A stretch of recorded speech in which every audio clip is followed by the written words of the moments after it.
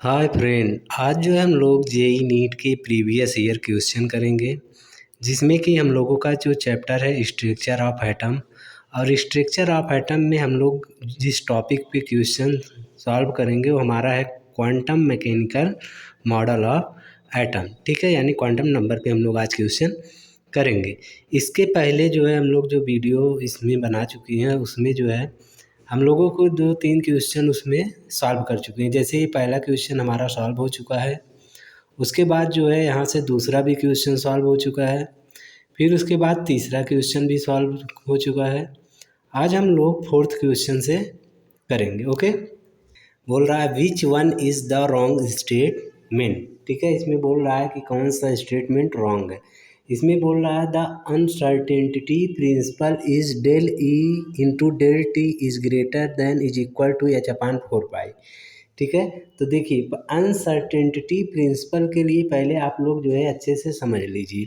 देखिए uncertainty principle का जो फार्मूला होता है वो एनर्जी की रिस्पेक्ट में नहीं होता है। ये जो है कोई जैसे इलेक्ट्रॉन अगर हमारा मूव कर रहा है किसी ऑर्बिट में, ठीक है, किसी ऑर्बिट में जब इलेक्ट्रॉन मूव करता है तो उसके जो मोमेंटम होता है और जो उसका डिस्टेंस होता है यानी पोजीशन, मोमेंटम और पोजीशन ये एक साथ कभी फिक्स नहीं हो सकते हैं। ठीक है, किसी भी इलेक्ट्रॉन, जैसे मान लीजिए इलेक्ट्रॉन किसी ऑर्बिट में मूव कर रहा है, इसका जो ये जो पोजीशन होगा इलेक्ट्रॉन का और जो मोमेंटम होगा, ठीक है, मोमेंटम, ये दोनों एक मतलब फिक्स नहीं होंगे। तो इसके लिए जो फार्मूला हमारा बनता है अनसर्टेनिटी प्रिंसिपल के लिए, del x into del p. Okay, ये हम लोगों का पोजीशन है और ये हम लोगों का मोमेंटम है, is greater than equal to h upon 4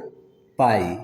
तो ये हमारा अनसर्टेनिटी प्रिंसिपल का क्या होता है, फार्मूला होता है। डेल एक्स हमारा क्या होता है, पोजीशन, डेल पी हम लोगों का मोमेंटम होता है और एच हमारा प्लैंक कांस्टेंट होता है। इसका वैल्यू 6.02 इंटू 10⁻34। ठीक है, अब देखिए इसमें क्या है हम लोगों का, जैसे इसमें बोल रहा था कौन सा रॉन्ग है, तो ये तो पहला ही रॉन्ग हो गया, क्योंकि अभी देखिए फार्मूला में हम क्या बताएं, del x into del p is greater than या equal to h upon 4 pi. तो इसमें तो ये डेल ए दे दिया और डेल टी दे दिया, तो इसको तो पूरा एकदम पूरी तरीके से गलत है। ठीक है, तो इसमें रॉन्ग पूछा था तो रॉन्ग फर्स्ट वाला ऑप्शन सही होगा।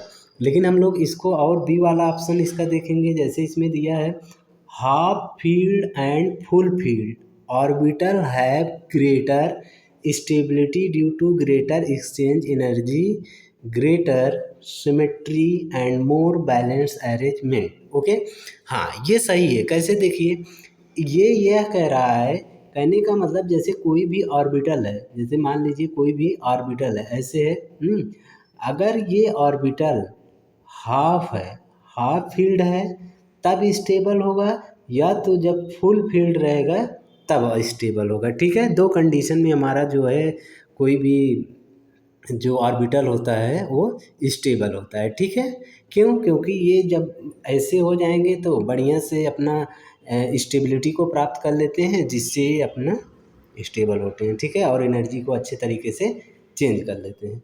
अब सी वाला ऑप्शन इसलिए ये क्या हमारा सही होगा, सी वाला बोल रहा है the energy of 2s orbital is less than, ना is less than the energy of 2p orbital in case of hydrogen like atom.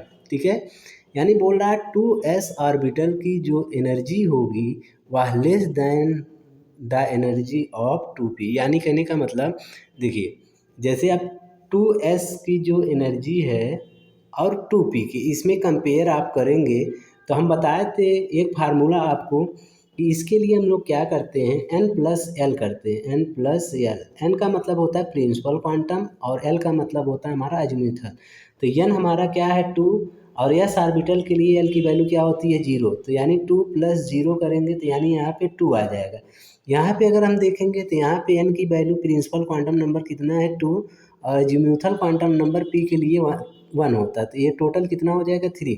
तो आप देख रहे हैं इसमें जो है 3 आ रहा है, इसमें क्या आ रहा है 2, तो कौन सा ग्रेटर होगा 2p, तो ये भी तो सही है। ओके, यानी का मतलब the energy of 2s orbital जो है उसका क्या होगा, लेस देन होगा, क्या होगा, लेस देन किसके, 2p ऑर्बिटल से। ठीक है, उसके बाद अब देखिए डी ऑप्शन में बोल रहा है de Broglie's wavelength is given by lambda equal to h upon m v. सही है, डी ब्रोगली जो वेवलेंथ का फार्मूला होता है यही होता है lambda equal to h upon m v, और एम हमारा मास ऑफ पार्टिकल होता है, बी होता है जो ग्रुप वेलोसिटी ऑफ पार्टिकल होता है। ठीक है, तो ये भी सही है।